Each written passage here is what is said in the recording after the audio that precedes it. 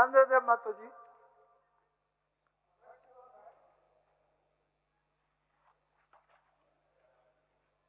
प्रश्न का उत्तर प्राप्त हुआ है और इसका खंड 2 के पर जो जवाब है उस जवाब पर हम पूरा फिर पूछना चाहेंगे। जवाब में आया है कि गोविंदपुर में छात्रावास को लेकर मेरा प्रश्न था, जिसमें अनुसूचित जनजाति के लिए 50 शैय्या बालक छात्रावास संचालित है। तो गोविंदपुर जिस कॉलेज के सामने है वहाँ करीब यदि इंटर को +2 को लेकर हम लोग करेंगे तो लगभग 4000 छात्र छात्राएं वहाँ अध्ययनरत हैं।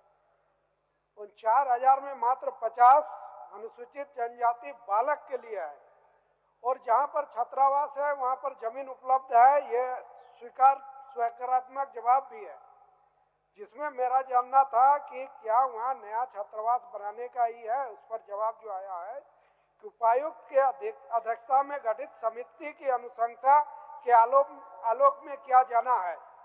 उपायुक्त की अध्यक्षता में जो गठित समिति है उस समिति का बैठक कितने अंतराल में होता है? 6 महीना साल भर छोड़ दिए, पिछले 5 साल में कोई बैठक नहीं हो पाई है।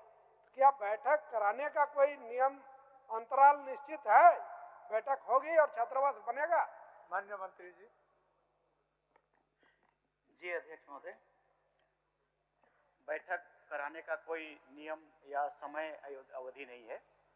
एक प्रपोजल आता है रेजुलेशन के अनुसार सर, जो स्कूल है कॉलेज हैं वहाँ पर जितने स्टूडेंट्स हैं तो उनके जो हेड टीचर हैं उनके द्वारा भी हमारे पास एक एप्लीकेशन आता है और तब हम लोग उसको उस एप्लीकेशन के आधार पर डीसी के अध्यक्षता में, जहाँ 4 व्यक्ति होते हैं, डीएससी, डीओ और डीडब्ल्यू और एसी चारों, क्योंकि सर उसमें देखने का कोशिश हम लोग करते हैं कि वाकई स्टूडेंट उतना है, लैंड है या इन तीनों चीज़ों को देखते हैं। तो जैसे सदस्य जी कह रहे हैं कि 4000 स्टूडेंट है तो वाकई उस जगह में बननी चाहिए और हमने इस बजट में नया छात्रावास बनने के लिए आदेश कर दिया है डीसी साहब को कि आप उसको पूरा परीक्षण करके हमको बताएं कि कितने शैय्या का चाहिए होगा, स्टूडेंट्स कितने वहाँ पर हैं और आते हैं रहते हैं, कितने दूर दूर से आते हैं और उसके लिए कितने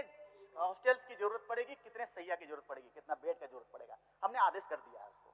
चलिए चंद्रदेव बाबू, आप कितने दिनों में बनेगा? और इसमें मंत्री महोदय का जो आया संख्या के बारे में, कम से कम बालिका के लिए तो तत्काल एक स्वीकृति मिल जाए। दूर दराज की बच्चियां सुविधा नहीं होने के कारण मैट्रिक के बाद पढ़ाई छोड़ दे रही है, तो उनके लिए तत्काल एक स्वीकृति मिले। उसके बाद जो रिपोर्ट उपायुक्त के माध्यम से जो आएगा या जो कमेटी है उनके माध्यम से आएगा, उस पर निर्णय लिया जाएगा। बालिका के लिए चाहते हैं कि एक समय सीमा में उसकी घोषणा। जी बालिका के लिए जी हम लोग एक लाइन में बताइए। जी बालिका के लिए भी हम लोग सिंसियर हैं, उसके लिए भी डायरेक्शन कर दे रहे हैं डीसी साहब को कि बालिका के लिए भी कितने स्टूडेंट्स हैं उसको हमको आदेश दीजिए, हमको उसके लिए भी हॉस्टल बनाने के, तो हम हॉस्टल बना देंगे उसके लिए।